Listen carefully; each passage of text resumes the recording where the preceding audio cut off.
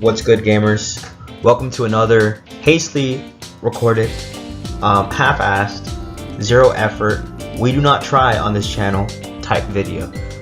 If you wanted content, you came to the wrong place. We don't do that here, but I will give you this peek. We need to know who is the GOAT of Formula rFactor. What is Formula rFactor?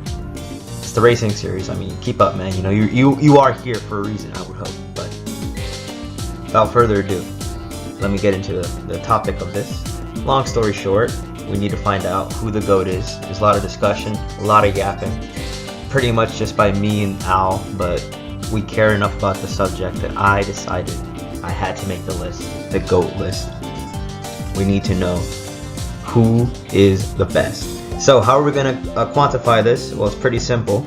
I've grabbed, I think, 4 contenders in this slide here, and I wanted to look at what's good about them, what's bad about them, where their legacy could stand to improve, what they need to do, and maybe some personal closing thoughts. I made this a while ago, bro. I don't freaking remember.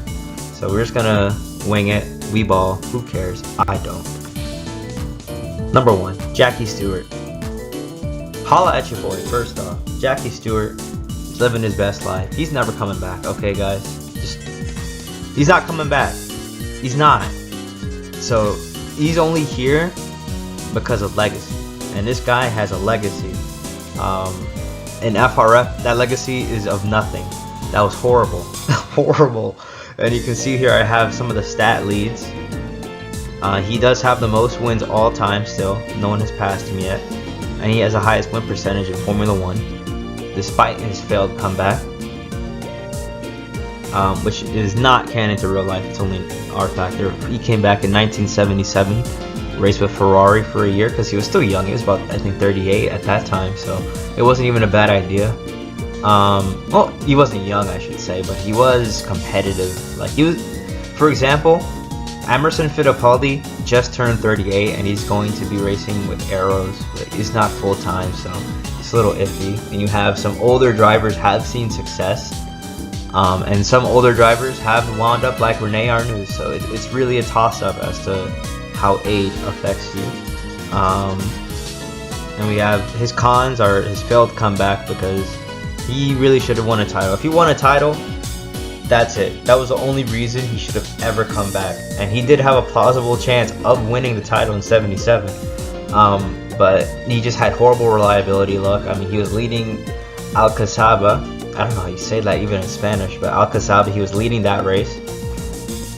And his gearbox failed on him on the last lap.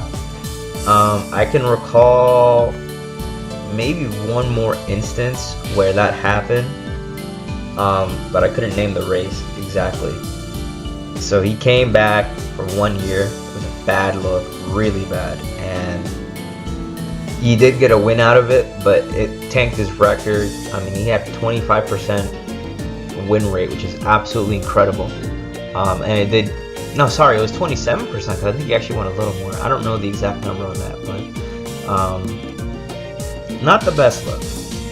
And if he were to solidify his legacy and cement it that yes, I am the GOAT, he would need a 4th championship and maybe 1 or 2 more wins.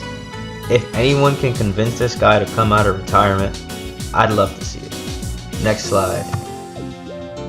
Mario Andretti. My king. My GOAT. I'm keeping this man employed. He just turned 44. I'm gonna keep the lights on for him when he comes back, okay? Don't worry about it. Now, he's got no stat leads. That's really hurting his legacy. And I want to check this. I'm going to do a mid-video fact check, because he did win 2 races this season, which is incredible. So he's at 17 wins, and I don't know if he was at 16 at the time that I wrote this. So I will be speed run checking that on the stats sheet, and from what I can see here, at 17 wins, no, he hasn't changed his position, so he is still 6th in wins all time. He's tied for the 2nd most World Drivers Championships. I believe that's what that stat is trying to say. what are his pros? He's been consistently competitive since he debuted, which was, I think his first full-time season was 75, but he debuted in Formula 1 in like the mid-60s. I don't know what year. First driver to ever defend a world title, and no one else has done that, by the way, because the champion this season, 1983, was, he had a new champion, it was Alan Prost, and he did not, I mean, he, you know, first title, so he's not defending it. He could defend it though, it's very scary. Ferrari is like motivated, they fucking want just to take over, they're not here to take part, and I don't want any part of it. Cons, his legacy is a little iffy because 1979 was not a great season for him. That was 1980 was also a little iffy. Whenever Ferrari transitioned to the turbo era, he didn't really handle that transition very well. And 1979 wasn't a great look for him because he was coming off of 76 and 77. And 1978, I believe at that point he had already he left Lotus in 78, and that was supposed to be, some people were saying that was kind of it for him. Some people were saying this is a loss for Lotus because they lost their best driver. But in 79, excuse me, when he was there, Ferrari just didn't do much. He won a few races and that's it. And that's kind of still the part that he's playing now. Like, we're seeing old age kind of affect him in his driving. He's crashing more, especially in from like that last bit of his Ferrari tenure. He was just kind of not doing well, but he won 2 races in '83, which is very impressive for a man his age. And he beat Rick Mears, his younger teammate, which is insane, utterly insane. And a really bad look for Rick Mears, depending on how you want to look at it. So I would say that beating a young teammate like that is great for him. Beating a competitive teammate like that is great for him because Rick Mears is very much a top driver. He's no joke. He's won a lot of races. People know him. So I would say that really does help his legacy. But it's just he needs more wins. It's a little late for him to build that resume. But if he had, let's see, 5 wins would give him out around 23. That would be, I believe he would surpass Niki Lauda's win total if he got 5 more wins. Let me see that. Give me 1 second.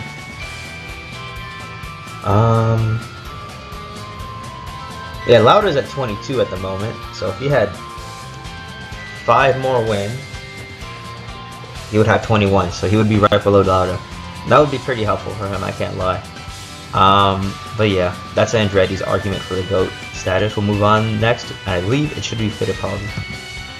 Yup. Speak of the devil. He has no stat leads either. He is tied for the second amount of World Drivers titles. That's not true. That's wrong. That's not correct. I put that for Andretti. That's not true at all. Andretti only has 2 titles. Yeah, Andretti does not have 3 titles. So I completely lied on that slide. I don't know why I didn't fact check that. I'm the freaking series owner, but yeah, Emerson has a weird legacy, dude. His pros were the start of his career was peak. That's the perfect start to a career. He had the early title. He was 25 or so when he got that squared away. He had that Lotus run that even when he wasn't winning titles, he was winning races. He looked real good in that gold leaf car. He had a strong career start, which I repeated that. I just repeated that point. We'll edit that out, don't worry about it. He did have a late career resurgence, so he had a strong start, late resurgence, and that should probably speak to how the middle part of his career went, which is to say, it did not go well. It went really bad. He did not look good. And the 3 world titles from 1972, 1974, and then the 8-year gap. 8 years for 1982. Like, that's crazy. Is that not insane? That he had to wait 8 years? And the con is just 8 wasted years is what they were, man. because from 70, like 75 was okay, because you know he was still with McLaren. They're, you know, whatever. They're doing their thing. But from 76, he went to Fittipaldi, his brother's team, and he got kicked out. in real life, he never got kicked out, but in Formula rFactor, he got kicked out. And he went to Williams starting, because he had 2 seasons. It was 76 and 77. And in 78, Williams was rebuilding, and they hired him to lead the team, and he basically has run with Williams since 78. Almost got fired at the end of 1981, but he won. He didn't even win. He got a podium streak, and he scored Williams a lot of points. Just held on, and in 82 he had that teammate battle with Tom Bay the entire season, and you could argue that how unprofessional that whole thing went could hurt his legacy, but he was a Chad that entire rivalry, dude. I can't lie. I can't take away any points from Fittipaldi, because he was just a Chad that entire time. And a legacy solidifier would be if he won another title, or if he took the all-time wins record, which he's not feasibly going to do because he's already retired. That's the thing. A lot of these guys that are on the GOAT list are just old as shit, because you need time to build a legacy. Let's see. Fittipaldi is at 20 wins. He would need 7 wins. He's not even doing 7 races next year, so that's not happening. Yeah. And he's already kind of showing that he's on his flop era, so we don't really want to see him, you know. Like, it's too late for Fittipaldi. He's never, of all the people on this list, I can't even say he's the least likely, because Andretti's 44, dude. So I don't know, but Fittipaldi's washed. Jackie Stewart, we don't know if he's washed. He definitely is, though, because he's older. He's the oldest guy on this list, so he's washed for sure. Next, Niki Lauda. He has no stat leads either, which is crazy. But there's no way he's only second all time in poles. I mean, this season has been bad enough that I'll believe it. Yeah, holy 32 pole positions for Niki Lauda. That's amazing. He's 1 short of Jim Clark. Yeah, he has 3rd all-time world titles. He has a 2-time champion. 4th all-time in wins with 20. 22 rather. So the pros that he's been competitive across multiple seasons in every car he's driven, and he's never lost to a single teammate in the Formula rFactor series, except for Big Al Unser. And that was a stat. Al Unser really is overlooked. What he did in his short time was really, really impressive, especially because he was old too. Like, he's about, I think, 48 now, 47, 48 now. Like, he, maybe, let me see. If he's 48 now, he would have been about in his late 30s whenever he did get signed, like 37, 36 or so. And he was impressive, man. He didn't age at all. Like, you wouldn't know that was an old man in that car. So yeah, Unser really made a good account of himself, in my opinion, and he dipped as soon, like, he played it perfectly. More people should do what Al did, and that's that as soon as he saw that he wasn't going to win a title, he just dipped, and that's good for him. His biggest con is that his loyalty to Lotus has cost him. So funny, he ditched Ferrari in 1977 after he got injured. He missed out the ass end of the season, and he was just done. He didn't want anything to do with it, so he dipped. And good for him. He's at Lotus now. He won 78, destroyed everyone. Like, the second that he joined, he destroyed everyone. And as soon as 1979 came around, Lotus fell off. Like, they were cooked. No season. It's over. So, horrible look. He wasted a lot of time at Lotus. And he could have literally been at Ferrari. He could, if he had been at Ligier, I will say this. Like, let's say, because I think it was a contract year. No, he wasn't. Snap. Because this is the thing, man. This is the way that things play out in this series. Is that Lotus was horrible in '78, and even then, still got a lot of pole positions in that season, and a lot of poles in 1980 rather. And despite that, bro could have signed with Ligier, because Ligier was peaking at that time. Ligier was insanely good. Like, they were dangerous. They were, I would probably argue, like the second, third best car. They were challenging for titles. They had the car to beat. Like, they had Scheckter and Amon. And Scheckter is a title level driver. He is definitely good enough to win a world title, but he's not Niki Lauda. If Niki Lauda was in that car, he would be at least a 3-4 time champion, like, period. So what would solidify his legacy? 2 world titles off rip. He needs 2 titles. He needs to take the pole record, and he doesn't even need the win record, because people have seen it. Like, even when Lotus is at its worst, he's doing his best. But he's 35. He just turned 35 now. He's getting older. He's winding down a bit in his career.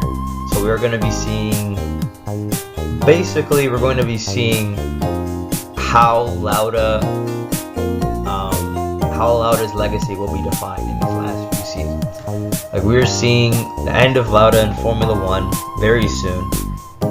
He could retire at the end of this contract, the next contract. We don't know how long we've got with Lauda in FRF. But we're seeing right now, these are the legacy defining years. Crunch time. He doesn't have time to dick around. He needs to lock in. So with that, that's the end of the video. If you have anyone that you think I should bring up, you can let me know, because there's a few people. Some would argue Carlos Rudiman. No. Some people would say Chris Amon. No. Yeah, I mean, these are I think the drivers that are the most qualified to have that GOAT distinction. I could be wrong. You tell me. Adios.